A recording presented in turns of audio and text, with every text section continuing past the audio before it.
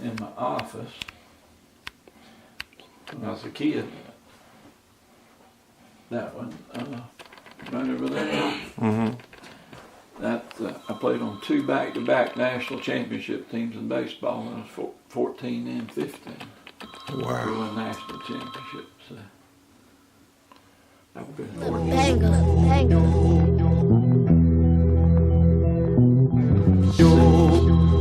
Six. Wow. Coaching 2 playing. That's North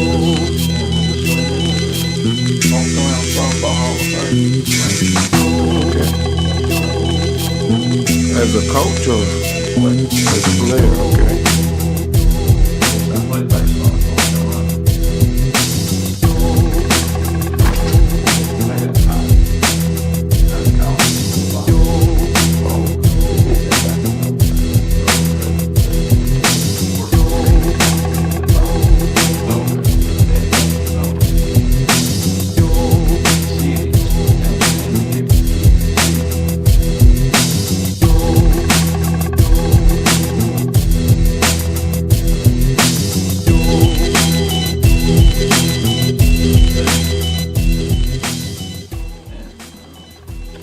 We played that one. My name's John Rudisill, Stanley, North Carolina, head coach of the Stanley Blue Devils, junior pee wee football team.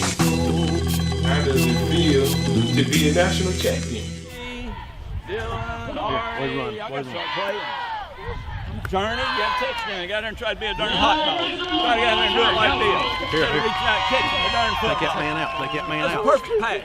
You just scored a darn touchdown. Man, your man. Come on. All right, get in here. Let's go. Chance to kill 2 people. Hey, and get ran in here. between them. Listen. Get in here. Quit pouting. Quit thinking about yourself. Get in here. That time we ran the 2 counter and the runner back run all over the pulling guard and the pulling in. Come on. Let's go. It feels great for the kids. Yeah. I'm so happy for the kids and happy for my coaches Mm-hmm. because I've done it before. Okay. But it's nice to. It's always nice to do it again. Mhm. But I'm so happy for my kids. For your kids, and like I said, I heard so many great things about your longevity. You've been in the game. You're out here in Stanley, North Carolina, where where I'm from, it's considered the woods. You That's know right. what I'm saying? So, give us some insight on your line, your timeline as far as you starting to coach and how you got into the coaching game and where did it come from? Well, I started in 1970.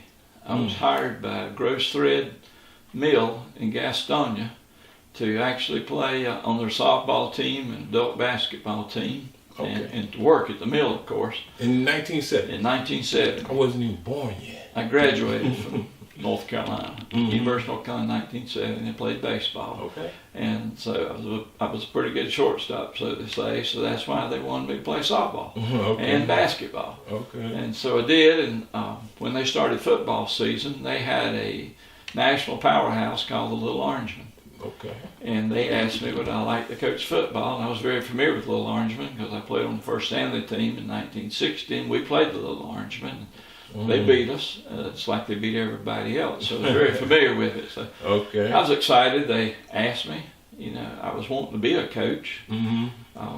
and so this was just an opportunity to coach. To coach. Okay. And they taught me their system.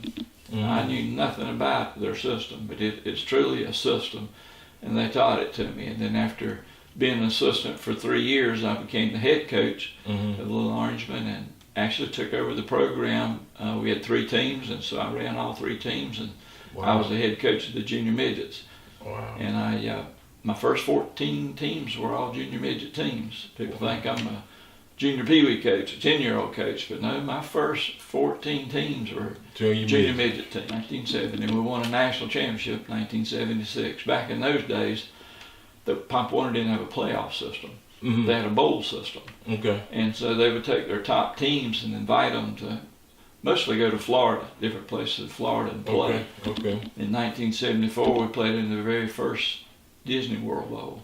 In Wow. 1974, we played in Naples, Florida, in the little Gator Bowl. played in Clewiston, Florida, a little Sugar Bowl, played in Fort Myers, Florida, a little Rebel Bowl. Okay. So it was just something we expected to do. Little Orangeman, and then came to Stanley in 1988 and coached Stanley from 88 through 2002. Wow. We won the national championship 2002, and I took a semi-retirement, primarily coached my son's baseball team. Okay. And so I sat out till 2009, came back in 2009, and won the Pop Warner National Championship again. The same year you come back? Same year came back. Yeah. Wow. How you do that? How did you do that with kids you don't know, you know? But it's the system we have, because all our kids played in that system. All our teams run the same plays. Okay. So I can go on a field at practice and help a coach, although I don't know his kids, I know his system. And I can help him polish things up. So when I came back, I took kids that had been running the same plays that I'd been running. Okay. My coaches ran the same ones, and get them to polish them up and get them ready, and we had a pretty good team. Wow, that's amazing, man. What's the time? 30 years you coached? What was it? How long? No, I've been in it since '70 till now. Till now, so that's. But I've had a few breaks. But I've been a head coach of 38 teams, and 35 of them have won league championships. Wow, that's amazing. Well, I'm proud of it. But it's the system. It's what Mr. Groves taught me. I don't take any credit for this wing tee offense. He taught me, and I would ask him questions. I could go to his office, and I'd say, Mr. Groves, can I talk to you? And he'd say, what you need? If I'd say if it's business, he'd say, come back in 30 minutes. If I'd say it's about football, he'd say, sit down.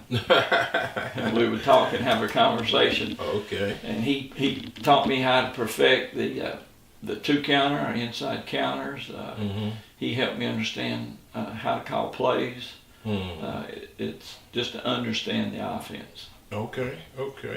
From 1970 to 2018, what do you see in youth football that has changed since you started?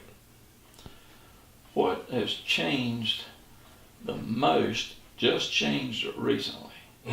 Because I saw parents change over a period of time. Parents changed. Every parent wanted their kid to be the best and things like that. And we went from where there were no plays, you had to play 4 plays, you had to play 6 plays, you had to play 10 plays.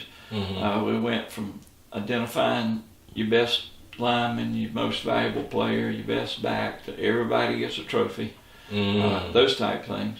But the kids didn't change, in my opinion, until recently. And now they're not accustomed to getting disciplined like they used to be. They're not accustomed to memorizing things like they used to be. That's the biggest thing I see. They still want to be coached. They still want to be disciplined. And they still want to win. Right.